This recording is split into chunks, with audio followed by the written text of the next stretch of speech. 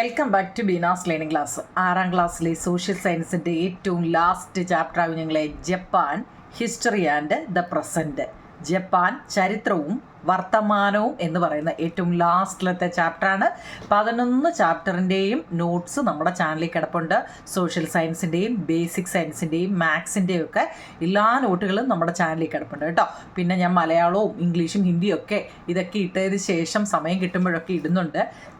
നിങ്ങളത് വൃത്തിയായിട്ട് എഴുതിയെടുക്കണം കേട്ടോ. സോഷ്യൽ സയൻസിൻ്റെ 12ാമത്തെ ചാപ്റ്ററിൻ്റെ പേര് നോക്കൂ നിങ്ങളെ, ജപ്പാൻ.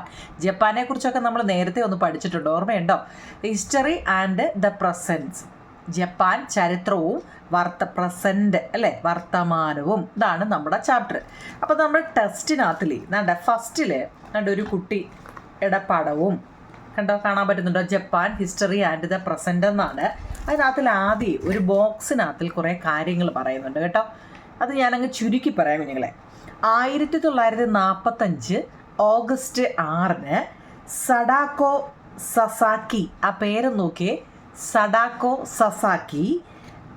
ആ കുട്ടിക്ക് 2 വയസ്സായിരുന്നു. പേര് കണ്ടോ? 1945 ഓഗസ്റ്റ് 6 സഡാക്കോ സസാക്കിക്ക് 2 വയസ്സായിരുന്നു. ഹിരോഷിമയിൽ നിന്ന് 2 കിലോമീറ്റർ അകലെയായിരുന്നു ഈ സസാക്കി താമസിച്ചിരുന്നത്. ആകാശത്തിലൂടെ വിമാനങ്ങൾ പറന്ന് നടക്കുന്ന കാഴ്ച കൗതുകത്തോടെ, എന്ന് വെച്ചാൽ 2 വയസ്സല്ലേ ഉള്ളൂ, കൗതുകത്തോടെ ഈ സസാക്കി ഇങ്ങനെ നോക്കി നിൽക്കുകയായിരുന്നു. പക്ഷേ ആ കൗതുകം അല്പസമയത്തിനുള്ളിൽ അങ്ങില്ലാതെയായി. വിമാനത്തിൽ നിന്നും വർഷിച്ച ബോംബിൻ്റെ തീജ്വാലകൾ ലക്ഷക്കണക്കിന് മനുഷ്യരുടെ ജീവൻ അപഹരിച്ചു എന്നാ പറയുന്നത്. അല്പം അകലെയായിരുന്ന നമ്മുടെ സസാക്കിയോട് ആ തീജ്വാലകൾ ഒരല്പം കരുണ കാണിച്ചായിരുന്നു. മനസ്സിലായോ? നമ്മുടെ ഈ കുട്ടിയുടെ കണ്ടോ? അതായത് 1945 ഓഗസ്റ്റ് 6 സഡാക്കോ സസാക്കിക്ക് 2 വയസ്സായിരുന്നു. ഹിരോഷിമയിൽ നിന്നും 2 കിലോമീറ്റർ അകലെയായിരുന്നു ഈ സസാക്കി താമസിച്ചിരുന്നത്. ആകാശത്തിലൂടെ വിമാനങ്ങൾ പറന്നു നടക്കുന്ന കാഴ്ച സസാക്കി കൗതുകത്തോടെ നോക്കി നിന്നു. പക്ഷേ ആ കൗതുകം അല്പസമയത്തിനുള്ളിൽ അങ്ങില്ലാതെയായി. വിമാനത്തിൽ നിന്നും ആ വർഷിച്ച ബോംബിൻ്റെ തീജ്വാലകൾ ലക്ഷക്കണക്കിന് മനുഷ്യരുടെ ഞങ്ങളെ ജീവൻ അപഹരിച്ചത്. പക്ഷെ അല്പം അകലെ ആയതുകൊണ്ട് നമ്മുടെ സസാക്കി ആ തീജ്വാലകൾ ഈ സസാക്കിയോട് ഒരല്പം കരുണ കാണിച്ചു എന്നാണ് പറയുന്നത്. അതിൻ്റെ തൊട്ടിപ്പുറത്തും അതിൻ്റെ ബാക്കി ബോക്സ് ആയിട്ട് കൊടുക്കുന്നുണ്ട്, ടൈം പാസ്ഡ് അല്ലേ, അറ്റോമിക് റേഡിയേഷൻസ്. അപ്പോൾ ഇത് ക്വസ്റ്റ്യൻ ആൻസർ ആയിട്ടൊന്നും ചോദിക്കത്തൊന്നുമില്ല, അതുകൊണ്ടാണ് ഞാൻ വായിച്ചു വിട്ടത്. കാലങ്ങൾ അങ്ങനെ കടന്നുപോയി അല്ലേ. Time passed. അണുബോംബിൽ നിന്നും പ്രസരിച്ച അണുവികിരണങ്ങൾ ചുറ്റുമുള്ളവരെ കൊന്നൊടുക്കിക്കൊണ്ടേയിരുന്നു. ഈ സഡാക്കോ നസാക്കിയോടും കാലം കരുണ കാണിച്ചില്ല. രക്താർബുദത്തിൻ്റെ രൂപത്തിൽ ഈ സസാക്കിയെയും അണുവികിരണങ്ങൾ ആക്രമിച്ചു. ഫസ്റ്റ് നോക്കിയോ നിങ്ങളെ, ലുക്കീമിയ എന്ന് പറയുന്ന രക്താർബുദം എന്നാണ് കേട്ടോ. അർബുദം ഉണ്ടല്ലോ, ക്യാൻസർ, അതാണ് ലുക്കീമിയ എന്ന് പറയുന്ന ക്യാൻസർ പോലെ ഒരു രോഗം നമ്മുടെ ആർക്കും ഉണ്ടായി, നമ്മുടെ സസാക്കിയയ്ക്കും ഉണ്ടായി. കാലങ്ങൾ കടന്നുപോയി. അണുബോംബിൽ നിന്നും ആ പ്രസരിച്ച അണുവികിരണങ്ങൾ ചുറ്റുമുള്ളവരെ കൊന്നൊടുക്കിക്കൊണ്ടേയിരുന്നു. നമ്മുടെ സഡാക്കോ സസാക്കിയോടും കാലം കരുണ കാണിച്ചില്ല. രക്താർബുദത്തിൻ്റെ രൂപത്തിൽ സസാക്കിയെയും ഈ അണുവികിരണങ്ങൾ ആക്രമിച്ചു. ആശുപത്രി കിടക്കയിലും സസാക്കി ആശ കൈവിട്ടില്ല. ആശുപത്രിയിലെ തൻ്റെ സുഹൃത്തായ, നോക്കണേ നിങ്ങളെ, ഒരു സുഹൃത്തുണ്ടായിരുന്നു, ആരെന്നോ, ചിസുക്കോ ഹമാമോട്ടോ. പേരൊക്കെ വെറൈറ്റിയാണ്, കാരണം ജപ്പാൻ്റെ പേരുകളല്ലേ. ചിസുക്കോ ഹമാമോട്ടോ ഈ നമ്മുടെ സസാക്കിയെ കാണാൻ വരാറുണ്ടായിരുന്നു.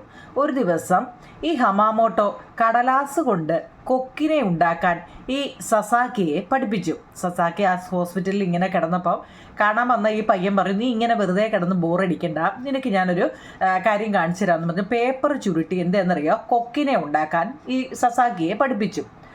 ജപ്പാൻകാർക്കൊരു വിശ്വാസമുണ്ടായിരുന്നു. എന്താണെന്നറിയോ, 1000 കൊക്കുകൾ ഉണ്ടാക്കിയാൽ അവർ ആഗ്രഹിക്കുന്ന കാര്യം സാധിക്കുമെന്നൊരു വിശ്വാസം ഉണ്ടായിരുന്നു. പേപ്പർ കൊണ്ട് 1000 കൊക്കുകളെ ഉണ്ടാക്കുകയാണെങ്കിൽ അവരെന്താഗ്രഹിക്കുന്നു അത് സാധിക്കുമെന്ന്. ഈ നസാക്കിക്കും എന്താ ഇത് കേട്ടപ്പം ആവേശമുണ്ടായി. എന്താണെന്നറിയോ? 1000 കൊക്കുകൾ ഉണ്ടാക്കും അല്ലേ, താൻ രോഗമുക്തയാകും എന്നവൾ വിശ്വസിച്ചു. 1000 കൊക്കുകളെ ഉണ്ടാക്കുന്ന എന്തിനാ? എൻ്റെ രോഗം മാറാൻ വേണ്ടി അല്ലേ. അങ്ങനെ അവൾ വിശ്വസിച്ചു. കടലാസ് കിട്ടാൻ അന്നത്ര ഇന്നത്തെ കൂട്ടൊന്നും എളുപ്പമല്ലായിരുന്നു കുഞ്ഞുങ്ങളെ. Getting paper was not easy അല്ലേ. കടലാസ് കിട്ടാൻ അന്ന് അത്ര എളുപ്പമായിരുന്നില്ല. മരുന്ന് പൊതിഞ്ഞിരുന്ന കടലാസുകൾക്കായിട്ട് അവൾ അടുത്ത മുറികളൊക്കെ കയറിയിറങ്ങി. അന്നത്തെ കാലത്താണ്, ഇത്രയും വർഷം മുമ്പാന്ന് നോക്കിക്കോണം. അന്ന് ഈ പേപ്പറൊന്നും എല്ലായിടം ഒന്നും ഇല്ല, എല്ലാവർക്കും ഒന്നും കിട്ടത്തുമില്ല. അന്ന് മരുന്നൊക്കെ പൊതിഞ്ഞുകൊണ്ട് വരുന്ന പേപ്പർ ഉണ്ടല്ലോ, അതൊക്കെ അവളെ അവിടെ ഉള്ള എല്ലാ മുറികളിലും ഒക്കെ കയറി ഇറങ്ങി ശേഖരിച്ച് സ്കൂളിൽ നിന്നും കൂട്ടുകാർ കടലാസുകളിൽ എത്തിച്ചൊക്കെ കൊണ്ടുവെക്ക് കൊടുത്തു. എന്നാൽ വിധി മറ്റൊന്നായിരുന്നു. 1000 കൊക്കുകൾ എന്ന പ്രതീക്ഷ പൂർത്തിയാക്കാൻ ഈ രോഗം നസാക്കിയെ അനുവദിച്ചില്ല. 644 കൊക്കുകൾ മാത്രം അവൾ പൂർത്തിയാക്കി. 1955 ഒക്ടോബർ 25 ഈ സസാക്കി ഈ ലോകത്തോട് വിട പറഞ്ഞു. പ്രിയ സുഹൃത്തായ ഈ ചുസുക്കോ ഹമാമോട്ടോ നിറ കണ്ണുകളോടെ ഈ സസാക്കിക്ക് വേണ്ടി 1000 കൊക്കുകൾ തന്നെ അവൻ പൂർത്തിയാക്കി. ആ പ്രിയപ്പെട്ട കൊക്കുകൾക്കൊപ്പമാണ് നമ്മുടെ സസാക്കിയെ അടക്കം ചെയ്തതും. ഇത് കടപ്പാട് Sadako and the 1000 paper cranes എന്ന് പറയുന്ന ഒരു നോവലുണ്ട് കുഞ്ഞുങ്ങൾ കേട്ടോ. അതിനകത്ത് നിന്നുള്ളതാണ് കേട്ടോ. ഓക്കെ ആണല്ലോ. അപ്പം ഇതാണ് ജപ്പാൻ്റെ നമ്മുടെ ആ കൊച്ച് ഉണ്ടോ, കൊച്ചിൻ്റെ പേരൊക്കെ വെറൈറ്റി പേരുകളാണ് അല്ലേ. എന്താണ് സഡാക്കോ സസാക്കി എന്നാണ് ആ കുട്ടിയുടെ പേര്.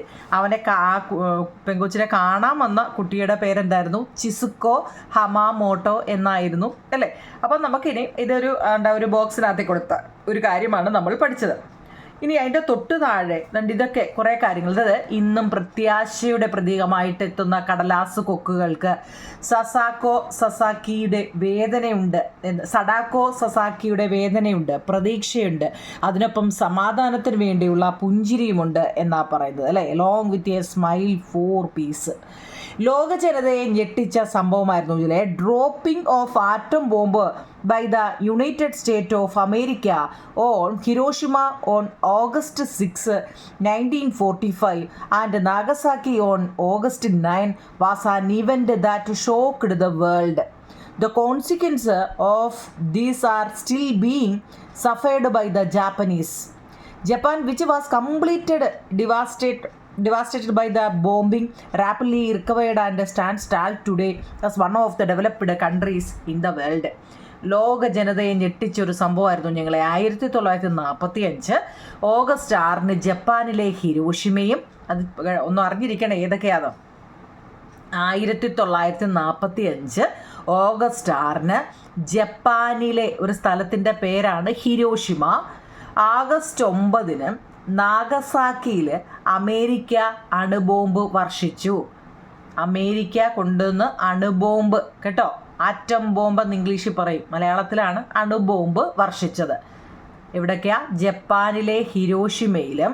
ഓഗസ്റ്റ് 6 കൊണ്ടുവന്ന് ജപ്പാനിലെ ഹിരോഷിമയിൽ കൊണ്ടിട്ടു. എന്നിട്ടോ 9 കൊണ്ടുവന്ന് നാഗസാക്കിയിലും കൊണ്ടിട്ടു. ആരാ? അമേരിക്കയാണ് അല്ലേ. ഇതിൻ്റെ പ്രത്യാഘാതം എന്ന് വെച്ച് കഴിഞ്ഞാൽ, ഈ അണുബോംബിൻ്റെ പ്രത്യാഘാതം ഇന്നും ജപ്പാൻ ജനത അനുഭവിച്ചു കൊണ്ടിരിക്കുകയാണ്. ഇന്നും ഈ ബോംബാക്രമണത്തിൽ നിശേഷം തകർന്നടിഞ്ഞ നമ്മുടെ ജപ്പാൻ അതിവേഗമായിരുന്നു ഉയർത്തെണീറ്റ് ഇന്ന് ലോകത്തെ വികസിത രാജ്യങ്ങളിൽ ഒന്നായിട്ട് തലയുയർത്തി നിൽക്കുന്നത് അല്ലേ. ജപ്പാൻ്റെ ചരിത്രം അറിയാൻ നിങ്ങൾക്കും താല്പര്യമില്ലേ? നമുക്കൊന്ന് അന്വേഷിച്ച് നോക്കാം. ഫസ്റ്റ് നോക്കൂ ഞാൻ, ജപ്പാൻ ഈസ് എ ആർക്കി Pelago in the Pacific Oceans in East Asia. There are thousands of islands in Japan. നമ്മുടെ കിഴക്കൻ ഏഷ്യയിലെ പസഫിക് തീരത്തുള്ള ഒരു ദ്വീപ സമൂഹമാണ് ഏതാ? ജപ്പാൻ. ഈ ജപ്പാൻ ഏതാന്ന് ഒറ്റയടിക്ക് ചോദിച്ചു കഴിഞ്ഞാൽ നമുക്ക് ആ വരി പറയാം അല്ലേ. കിഴക്കൻ ഏഷ്യയിലെ പസഫിക് തീരത്തുള്ള ഒരു ദ്വീപ സമൂഹമാണ് ജപ്പാൻ. 1000കണക്കിന് ദ്വീപുകളാണ് ജപ്പാനിലുള്ളത് കേട്ടോ. There are thousands of island in Japan. ഇനി ഇവിടെ ഇപ്പുറത്ത് ഒരു മാപ്പ് തന്നിട്ടുണ്ട് അതെ, ജപ്പാൻ ഓഫ് ദ മാപ്പ് അല്ലേ. ഇവിടുത്തെ ദ്വീപുകൾ ഏതൊക്കെയാണെന്നൊക്കെ എഴുതാനാണ്. അപ്പം നമുക്ക് ഫസ്റ്റ് ക്വസ്റ്റ്യൻ നമുക്ക് നോക്കാം. ജപ്പാനിലെ പ്രധാന ദ്വീപുകൾ ഏതെല്ലാം? ഒന്നാമത്തെ ചോദ്യമാണ്. ജപ്പാനെ കുറിച്ചാണ് നമ്മൾ ഇതുവരെ സംസാരിച്ചത്. ജപ്പാനിലെ പ്രധാന ദ്വീപുകൾ കണ്ട ആ ടെസ്റ്റിനകത്തില്ലാണ്ട് കണ്ടോ ഇത് കൊടുത്തിട്ടുണ്ട്. ജപ്പാൻ്റെ പടവും അതിൻ്റെ ഏതൊക്കെയാണെന്നും പേര് ഞാൻ മലയാളത്തിൽ എഴുതി വെച്ചിട്ടുണ്ട്. നോക്കിയേ കുഞ്ഞുങ്ങളെ. Hokkaido, HOKKAIDO, Hokkaido. ഹൊൻഷു, എല്ലാം വെറൈറ്റി പേരുകൾ അല്ലേ. ഹൊൻഷു. അതുപോലെ ഷിക്കോഗു, ക്യുഷു കേട്ടോ. Hokkaido, Honshu, Shikoku, Kyushu. ജപ്പാനിലെ പ്രധാന ദ്വീപുകളാണ് ഹൊക്കൈഡോ, ഹൊൻഷു, ഷിക്കോഗു, ക്യുഷു കേട്ടോ. 4 ജപ്പാനിലെ പ്രധാന ദ്വീപുകളാണ്. 4 പഠിച്ചേ. ജപ്പാനെ കുറിച്ച് ചോദിച്ചു കഴിഞ്ഞാൽ ഈ 4 പേര് പഠിച്ചോണേ കേട്ടോ. ഇനി അതിൻ്റെ തൊട്ട് താഴെ കൊടുത്തേക്കുന്നത് majority of the Japanese populations live on their 4 main island. Vast coast lines, high hills range and mountains are the features of Japan's geography. Japan is the country constantly facing earthquake and volcanic eruptions. The rivers are generally steep and fast flowing. The longest river in Japan is the അടുത്ത പേര് നോക്കൂ നിങ്ങളെ, ഷിനാനോ river. ഷിനാനോ, ആ പേരൊക്കെ നോക്കിക്കേ. ഷിനാനോ river. അതായത് 4 പ്രധാന ദ്വീപുകളാണ് Japan ജനതയിൽ ഭൂരിഭാഗവും ഇവിടെ അധിവസിക്കുന്നത്. വിശാലമായ കടൽ തീരങ്ങളുണ്ട്. നമ്മൾ ജപ്പാനെ കുറിച്ച് ചോദിക്കുമെങ്കിൽ എന്തൊക്കെയുണ്ട്? വാസ്റ്റ് കോസ്റ്റ് ലൈൻസ് ഉണ്ട്. നമ്മൾ കൂടുതൽ പഠിച്ചെഴുതാനാണെങ്കിൽ അതൊക്കെ നമുക്ക് എഴുതാം അല്ലേ. ജപ്പാൻ വാസ്റ്റ് കോസ്റ്റ് ലൈൻസ് ഉണ്ട്, വിശാലമായ കടൽ തീരങ്ങളുണ്ട്, ഹൈ ഹിൽ റേഞ്ച് ഉണ്ട് അല്ലേ, ഉയർന്ന അല്ലെ ഇപ്പോൾ ഏറ്റവും പൊക്കമുള്ള അല്ലേ ഉയർന്ന മലനിരകൾ, അങ്ങനെ തന്നെ പറയാം അല്ലേ. ഉയർന്ന മലനിരകളുണ്ട്. പിന്നെ ആൻഡ് മൗണ്ടൻസ്, ഉയർന്ന മലനിരകളുണ്ട്. വിശാലമായ കടൽ തീരങ്ങൾ, വാസ്റ്റ് കോസ്റ്റ് ലൈൻസ് ഉണ്ട്. വിശാലമായ കടൽ തീരങ്ങൾ എന്ന് വെച്ചാൽ വാസ്റ്റ് കോസ്റ്റ് ലൈൻസ് ഉണ്ട്. ഹൈ ഹിൽ റേഞ്ച് ഉണ്ട്, ഉയർന്ന മലനിരകളുണ്ട്. അതുപോലെ തന്നെ ആൻഡ് മൗണ്ടൻസുകളുണ്ട്, വലിയ പർവ്വതങ്ങൾ. എന്നിവയെല്ലാം എന്താണ്? ഫീച്ചേഴ്സ് ഓഫ് ജപ്പാൻ ജോഗ്രഫിയാണ് അല്ലേ. ജപ്പാൻ്റെ ഭൂപ്രകൃതിയുടെ സവിശേഷതകളാണ് ഇത് 3. പിന്നെയോ നിരന്തരം ഇവിടെ എന്താണ്? ഭൂകമ്പങ്ങളും അഗ്നിപർവ്വത സ്ഫോടനങ്ങളും അഭിമുഖീകരിക്കുന്ന രാജ്യവുമാണ് നമ്മുടെ ജപ്പാൻ. എർത്ത്ക്വേക്കും വോൾക്കാനിക് ഇറപ്ഷനും ഒക്കെ ഉള്ള ഒരു രാജ്യവും കൂടിയാണ് ഏതാണ് നമ്മുടെ ജപ്പാൻ എന്ന് പറയുന്നത്. അവിടുത്തെ നദികൾ പൊതുവെ, ഈ ജപ്പാൻ്റെ നദികളുടെ പ്രത്യേകത എന്ന് വെച്ച് കഴിഞ്ഞാൽ പൊതുവെ എന്താണെന്നറിയോ, കുത്തനെ ഒഴുകുന്നതും സ്റ്റീപ്പ് ആൻഡ് ഫാസ്റ്റ് ഫ്ലോയിങ് ആയിരിക്കും. കുത്തനെ ഒഴുകുന്നതും വളരെ വേഗത്തിൽ വേഗത കൂടിയതുമായിരിക്കും. ജപ്പാൻ്റെ നദികളുടെ പ്രത്യേകത എന്ന് വെച്ചാൽ എന്താ നിങ്ങളെ അവിടെ ചിലപ്പോൾ ഒരു മാർഗ്ഗം ചോദിക്കാം. ഇവിടുത്തെ നദികൾ പൊതുവെ സ്റ്റീപ്പ് ഫാസ്റ്റ് ഫ്ലോ, കുത്തനെ വേഗത്തിൽ ഒഴുകുന്നതായിരിക്കും. ഇനി അതുപോലെ തന്നെ ജപ്പാനിലെ ഏറ്റവും നീളം കൂടിയ നദി ഏതാണെന്ന് ചോദിക്കാം ഒരു മാർഗിന്. The longest river in Japan, ആ പേര് നോക്കിക്കേ, ഷിനാനോ. എന്താണ്? Shinano river. അപ്പം നമുക്ക് രണ്ടാമത്തെ നോക്കിയേ. ജപ്പാനിലെ ഏറ്റവും നീളം കൂടിയ നദിയാണ് ഷിനാനോ. ആ പേരൊക്കെ എഴുതിയിട്ടുണ്ട്. ഇനി അതിൻ്റെ തൊട്ട് താഴെ നമ്മളോട് ചോദിച്ചിട്ടുണ്ട് നെയ്ബറിങ് കൺട്രീസ് ഓഫ് ജപ്പാൻ. ജപ്പാൻ്റെ അയൽ രാജ്യങ്ങൾ ഏതെല്ലാമാണ്? ജപ്പാൻ്റെ അയൽ രാജ്യങ്ങൾ ഏതെല്ലാമാണ്? ഏതൊക്കെയാ? Russia, north Korea, south Korea, China. ഇതെല്ലാം എന്താണ്? ജപ്പാൻ്റെ നെയ്ബറിങ് കൺട്രീസ് ആണ് കേട്ടോ. അടുത്ത് കിടക്കുന്നത് 4 എഴുതിയതാണ്. ഇനി നമ്മളിപ്പോൾ പറഞ്ഞായിരുന്നു what was the type of bomb dropped on Hiroshima and Nagasaki. ഹിരോഷിമയിലും നാഗസാക്കിയിലും വർഷിച്ചത് ഏത് തരം ബോംബായിരുന്നു? ആറ്റം ബോംബ് അല്ലേ അണുബോംബ് അല്ലെ ആറ്റം ബോംബ് കേട്ടോ. What blood disease afflicted Sadako സസാക്കിയെ ബാധിച്ച രക്താർബുദം ഏതായിരുന്നു? ലുക്കീമിയ എന്ന രക്താർബുദം കേട്ടോ. ഇത്രയും ക്യാൻസർ ആയിരുന്നു. ലുക്കീമിയ പേര് ചോദിക്കുകയാണെങ്കിൽ എഴുതണം കേട്ടോ, ലുക്കീമിയ.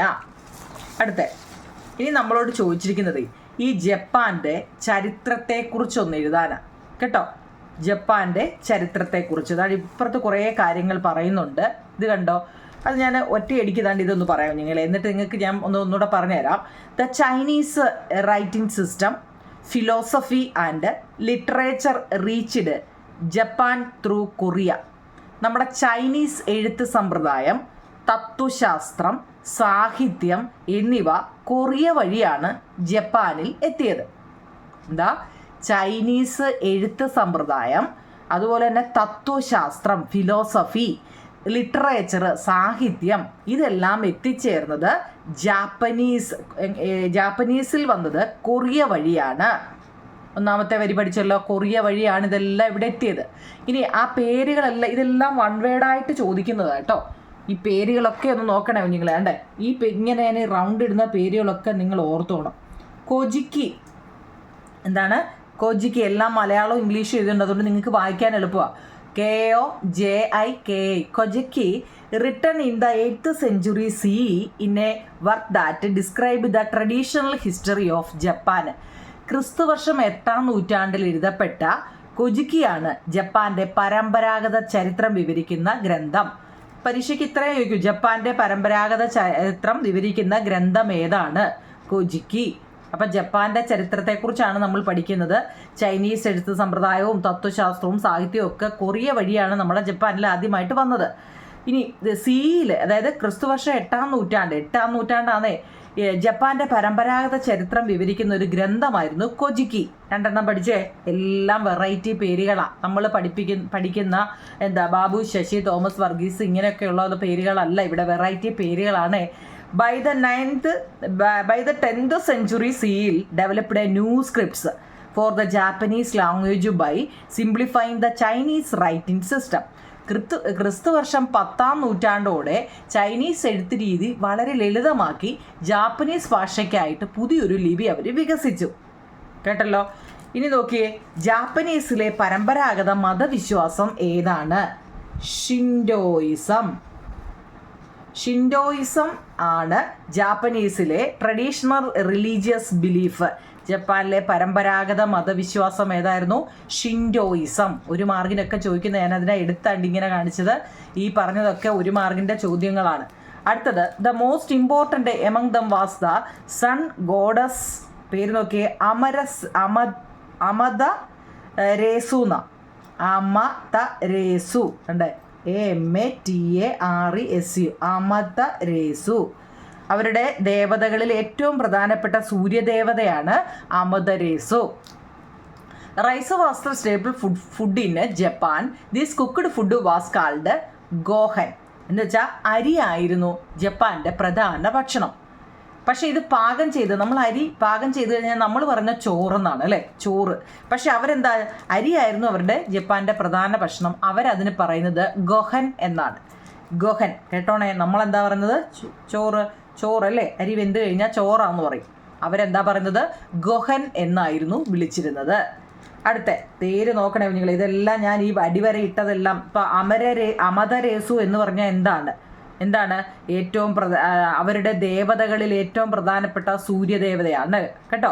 ഇനി ജപ്പാനിലെ പ്രധാന ഭക്ഷണം ഏതാണ്? റൈസാണ് അല്ലേ. പക്ഷെ അവർ പാകം ചെയ്ത് കഴിഞ്ഞാൽ അതിനെ എന്ത് പറയുന്നു? ഗോഹൻ എന്ന് പറയുന്നു. അടുത്ത സുഷി. എന്താണ് sushi? A Japanese dish made of raw fish in popular all over the world.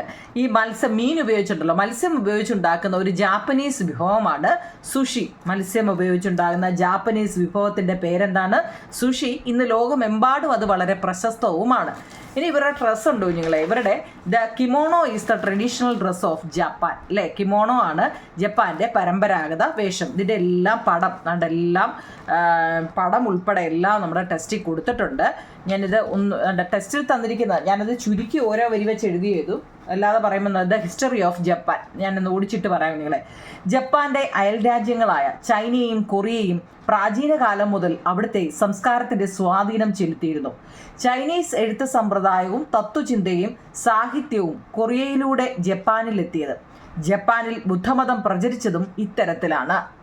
രണ്ടാമത്തത് ലിറ്ററേച്ചർ, സാഹിത്യം എന്താണ്? ജപ്പാന്റെ പരമ്പരാഗത ചരിത്രം വിവരിക്കുന്ന കൃതിയാണ് 8ാം നൂറ്റാണ്ടിൽ എഴുതപ്പെട്ട കൊജിക്കി. ചരിത്രവും ഇതിഹാസവും ഇടകലർത്തിയ രീതിയിലാണ് ഇത് എഴുതിയിരിക്കുന്നത്. 10ാം നൂറ്റാണ്ടോടെ ചൈനീസ് സാംസ്കാരിക സ്വാധീനത്തിൽ നിന്ന് സ്വതന്ത്രമാകാനുള്ള ശ്രമങ്ങൾ ജപ്പാൻ ആരംഭിച്ചു. ഇത് തനതായ ഒരു സംസ്കാരം രൂപപ്പെടാൻ ജപ്പാനെ സഹായിച്ചു. ചൈനീസ് എഴുത്ത് രീതിയെ രൂപീകരിച്ചുകൊണ്ട് ജപ്പാനീസ് ഭാഷയ്ക്ക് ഒരു പുതിയ ലിപി അവർ രൂപപ്പെടുത്തി. കഥകളും കവിതകളുമായി നിരവധി സാഹിത്യകൃതികൾ ജപ്പാനീസ് ഭാഷയിൽ എഴുതപ്പെട്ടു. കൊട്ടാരം എഴുത്തുകാരിയായിരുന്ന മുറസാക്കി ഷിക്കിബു എഴുതിയ ജെഞ്ചിയുടെ കഥ ഇവയിൽ ഏറെ പ്രസിദ്ധമാണ്. വൺ വേർഡിന് ഞാൻ അതൊക്കെ തരാം കേട്ടോ. വാരി വലിച്ചിപ്പോൾ എല്ലാം കൂടെ തരുന്നില്ല. കേട്ടോ. കൊട്ടാരം എഴുത്തുകാരിയായിരുന്ന മുറസാക്കി ഷിക്കുബു എഴുതിയ ജെഞ്ചിക്കി അല്ല വെറൈറ്റി പേരല്ലേ ജെഞ്ചിയുടെ കഥ ഇവയിലേറെ പ്രസിദ്ധമാണ്. അടുത്ത ഷിൻഡോയിസം. നമ്മൾ പറഞ്ഞു എന്താണ് ഷിൻഡോയിസം? എന്താണ്? ജപ്പാനിലെ പരമ്പരാഗത മതവിശ്വാസമാണ് ഷിൻഡോയിസം. ദൈവത്തിൻ്റെ പാത എന്നാണ് ഷിൻഡോ എന്ന വാക്കിൻ്റെ അർത്ഥം. ആരാധനാമൂർത്തികളെ പൊതുവെ കാമി എന്നാണ് വിളിച്ചിരുന്നത്. സൂര്യദേവതയായ അമതരേസു ആയിരുന്നു ഇതിൽ പ്രധാനം. സൂര്യദേവതയുടെ പിൻഗാമിയായ ചക്രവർത്തിമാരെ കരുതി പോന്നിരുന്നത്, അതായത് സൂര്യദേവതയുടെ പിൻഗാമിയായാണ് ഈ ചക്രവർത്തിമാരെ അവർ കരുതി പോന്നിരുന്നത്. ഷിൻഡോയിസത്തിൻ്റെ തലവന്മാരായിരുന്നു ഈ ചക്രവർത്തിമാർ ആയിരുന്നു എന്നാണ് കേട്ടോ. അടുത്ത ഭക്ഷണത്തെക്കുറിച്ചാണ്. ഫുഡ് എന്ന് വെച്ച് കഴിഞ്ഞാൽ പ്രാചീന കാലം മുതൽ അരിയായിരുന്നു ജപ്പാൻകാരുടെ പ്രധാന ഭക്ഷണം. വേവിച്ച് കഴിച്ചിരുന്ന ഭക്ഷണത്തെ അവർ ഗൊഹൻ എന്നാണ് വിളിച്ചിരുന്നത്. ചെറുധാന്യങ്ങൾ, ഈ മില്ലറ്റ്സ് ഉണ്ടല്ലോ, അവർ ഉപയോഗിച്ചിരുന്നു. പോഷകാഹാരം എന്ന നിലയ്ക്ക് മത്സ്യം ഭക്ഷണത്തിൻ്റെ ഒരു ഭാഗമായിരുന്നു. അസംസ്കൃത ഭക്ഷ്യവിഭവമായ സുഷി ഇന്ന് ലോകമെമ്പാടും അറിയപ്പെടുന്ന ജനപ്രിയ ജാപ്പനീസ് വിഭവമാണ്. ചൈനീസ് സ്വാധീനത്തിൻ്റെ ഫലമായി നൂഡിൽസും അവരുടെ ഭക്ഷണത്തിൻ്റെ ഭാഗമായി എന്നാണ് പറയുന്നത്. അപ്പോൾ അതിൻ്റെ ചുരുക്കിയാണോ നിങ്ങളെ ഞാൻ എഴുതി വെച്ചേക്കുന്നത് കേട്ടോ. ഇനി അവരുടെ ക്ലോത്തിങ്ങിനെ കുറിച്ച്, അവരുടെ വസ്ത്രധാരത്തെക്കുറിച്ച് നോക്കിയേ. The kimono is a traditional dress of Japan. അല്ലേ, ജപ്പാനിലെ പരമ്പരാഗത വസ്ത്രമാണ് കിമോണോ. രാജസദസ്സുകളിലാണ് ഇത് പ്രധാനമായിട്ടും ഉപയോഗിച്ചിരുന്നത്. സ്ത്രീകളും പുരുഷന്മാരും കിമോണോ എന്ന വസ്ത്രം ഉപയോഗിക്കുന്നു. ചൈനക്കാർക്കിടയിൽ പ്രചാരത്തിലുണ്ടായിരുന്ന നീളൻ വസ്ത്രങ്ങൾക്ക് സമാനമായിരുന്നു ഈ കിമോണോ എന്ന് പറയുന്നത്. നമ്മൾ ടി വിയിലൊക്കെ കണ്ടിട്ടുണ്ടല്ലേ, ഇതിൻ്റെ കൈയും കാലും ഇങ്ങനെ ലൂസായിട്ടൊക്കെ കിടക്കുന്നത്. അവിടെ ഒരു വർക്ക്ഷീറ്റും തന്നിട്ടുണ്ട്. ആ വർക്ക്ഷീറ്റൂടെ നമുക്ക് അങ്ങ് ഫില്ല് ചെയ്യാം. നോക്കിയേ, ജപ്പാൻ്റെ ലിറ്ററേച്ചർ ഏതാണെന്ന് ചോദിച്ചാൽ ഏതാ കുഞ്ഞുങ്ങൾ? അവിടെ ലിറ്ററേച്ചർ നമ്മൾ ആ വരച്ചിട്ട് കാണിച്ചായിരുന്നു അല്ലേ? ഏതാണ് അവിടുത്തെ ലിറ്ററേച്ചർ? ഏതാണ്ട് കൊജീക്കി അല്ലേ? അവരുടെ കൊജീക്കിയാണ് ജപ്പാന്റെ പരമ്പരാഗത ചരിത്രം വിവരിക്കുന്ന ഗ്രന്ഥം, കൊജീക്കി കേട്ടോ. പിന്നെ ഷിൻഡോയിസത്തെ കുറിച്ച് ചോദിച്ചാൽ പരമ്പരാഗത മതവിശ്വാസമാണ് ഈ ഷിൻഡോയിസം. അവരുടെ ഫുഡ് എന്ന് വെച്ച് കഴിഞ്ഞാൽ സുഷി അല്ലേ, റൈസും സുഷിയും ഒക്കെ അവരുടെ ഫുഡാണ്. ക്ലോത്തിങ് എന്ന് വെച്ചാൽ കിമോണോ ആണ്. അപ്പോൾ അത് ഫില്ല് ചെയ്യാൻ ചോദിച്ചത് അത് അതുപോലെ എഴുതി വെക്കണം. അപ്പോൾ ഇനി ഇത്രയും മതി കുഞ്ഞുങ്ങളെ. ഒരു പാർട്ട് നമ്മുടെ സ്കൂളിലൊക്കെ തുടങ്ങിയെന്നാണ് തോന്നുന്നത്. അപ്പോൾ നിങ്ങളത് ഫസ്റ്റ് പാർട്ട് വൃത്തിയായിട്ട് എഴുതിയെടുക്കുക. 1-2 പാർട്ട് കൊണ്ട് നമുക്ക് ആ ചാപ്റ്ററും തീരും. നമ്മുടെ ഈ വർഷത്തെ ക്ലാസ്സുകൾ ഒരുവിധം തീർന്നുകൊണ്ടേ ഇരിക്കുകയാണ്. നിങ്ങൾ വൃത്തിയായിട്ട് എഴുതിയെടുക്കുക. ലൈക്കും ഷെയറും കമൻറ്റും സബ്സ്ക്രൈബും ഹൈപ്പും ഒക്കെ ചെയ്യണേ നിങ്ങളെ കേട്ടോ. Okay, thank you.